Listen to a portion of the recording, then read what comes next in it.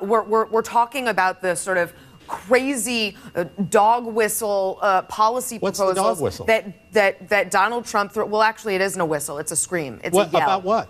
I've said this before. Donald Trump has tried to otherize every other candidate in this race.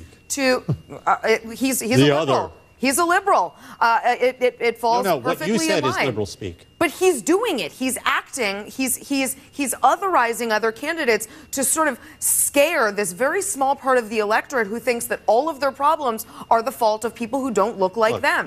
He's tapping into what is real, and I would argue he taps into it on the left as well as the right. That element exists on the left, and that's working for him. Let's talk about what he said about the Klan. I mean, here's a guy who disavowed this many, many, many, many times. And you hear the statement from Mitt Romney and Paul Ryan today. I like Paul Ryan. We both work for Jack Kemp. Jack Kemp would be appalled at this.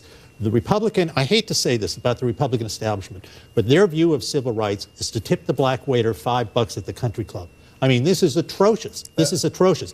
This is why Donald Trump has the ability to because he's not going to patronize people. Well, hold on a second. First of all, there's a lot of things you said I could take you on about, but I want to be very, very clear. The things that Donald Trump has done, and not just in this race, are horribly offensive. You can go back with this guy for a long time. I want to talk. I want to talk. I didn't say anything yet. Oh, you breathe. You can go back to the Central Jogger case, where he came out and had innocent black kids winding up in prison. Innocent kids. Hold on a second. Innocent black kids. Listen, hold on a second. We have a big problem at this point now, because I agree with you about a lot. I think that we have taken him not seriously. We have not respected his voters. But there is a dark underside here. And Essie is right. He is whipping up and tapping into and pushing buttons that are very, very frightening to me and frightening to a lot of people. Number one, when he is playing funny with the Klan, that is not cool. He didn't play funny. Hold on a second. I know this man when he gets passionate about terrorism. I know how he talks about terrorism. The Klan is a terrorist organization that has killed... A leftist terrorist organization. You can put whatever label you want. That's your game to play. No, that's your game to play. No, they're not. We're not going to play that game. No, we're not going to play that game. We are going to understand history. No. You need to take a serious look at the fact that this man is playing fast and loose and footsie. When you talk about terrorism, he gets passionate. He says, no, this is wrong. But when you talk about the Klan, oh, I don't know. That's wrong. And then you came on the air. And you said, well, this is just like when Reverend Wright was speaking. Yeah, Reverend Wright never lynched anybody. Reverend Wright never killed anybody. Reverend Wright is an anti-Semite. Reverend Wright never put anybody on a post. And you guys play these word games. And it's wrong to do in America. It is wrong to understand that these are not leftists. They were a What difference does it make if you call them leftists? It makes a lot of difference, Van. Call them chipmunks. They kill people. And you don't play games with that. You're right.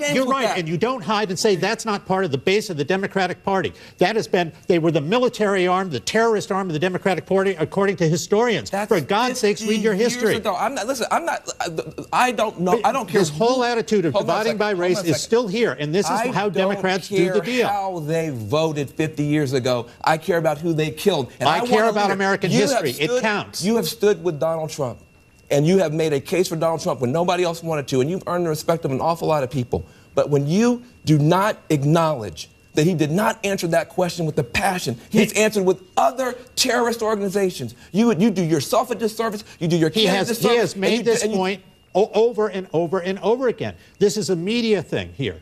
Did he make a mistake when he sure, but he has said this many, many times. I've gone back and looked. He's well on record over and over and over again on this. It's worse than that, sir. It's worse than that. That whole thing with those Central Jogger kids, he got the entire city of New York whipped up on this idea that these kids had done something wrong. And then when it turned out they were innocent, we all make mistakes. Right. He never apologized to those kids. And that's a stain on him. And you can walk through time after time where he's done stuff like that. The stuff he said about Native Americans being, criminal organizations and mafias. He said so many things.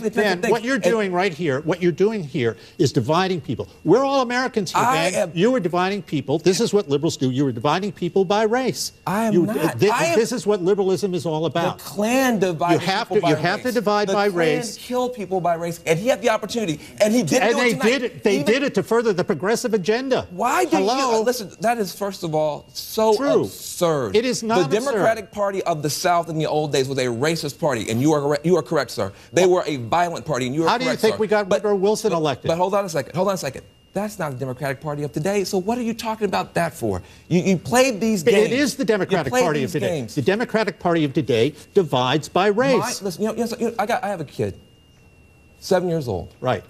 He can't even watch. I used to want him to say, I don't want you watching the Kardashians. I want you watching the news so you can learn something. You know what? Watching all this nonsense in your party, he turns around and he says, Dad, you're a liar. He doesn't even know what the word means, but he sees so much vitriol from your party. Right. He brings that into our house. Now we got to have him watch, Nick Jr. He can't even observe civics because of what's going on in your party. The circus wing in your party. Do not play and tell Donald Trump. I know you. I trust you. Tell Donald Trump he needs, for my children's sake, for the children's sake of America, if he's going to lead this country, he needs to be as passionate about what is happening to people in my community as anybody else. We have to be passionate about making sure that, as Robert Kennedy used to say, that this country is colorblind. We have to, as President Kennedy used to say in that Birmingham speech, that race has no place in American life or law. That's what we have to do.